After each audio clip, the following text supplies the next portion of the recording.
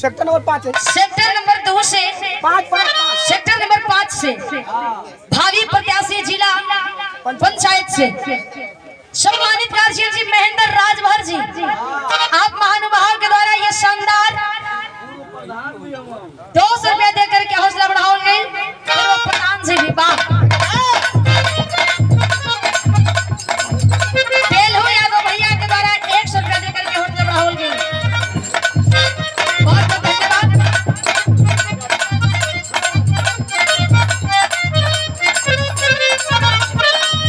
तुलसी आश्रम बाजार से बड़ा सम्मान बड़ा आशीर्वाद मिलत बा।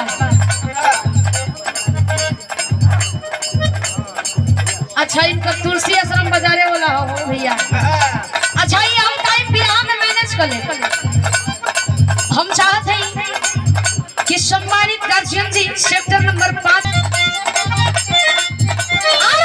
सबका के गमछिया बनहले ना पहना हो सोन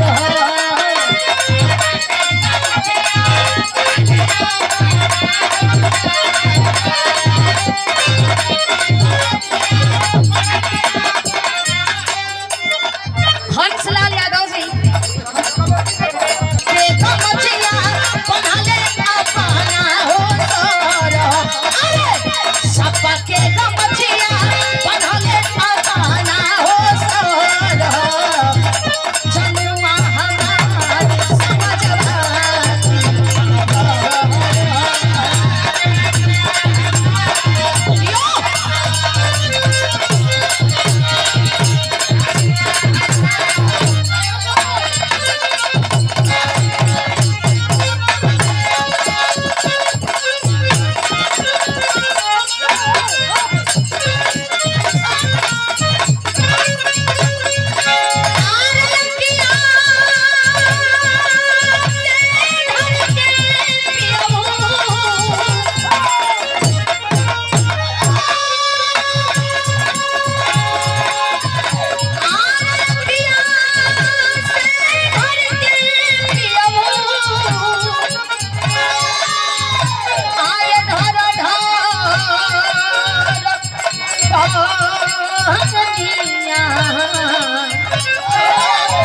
माटी नहीं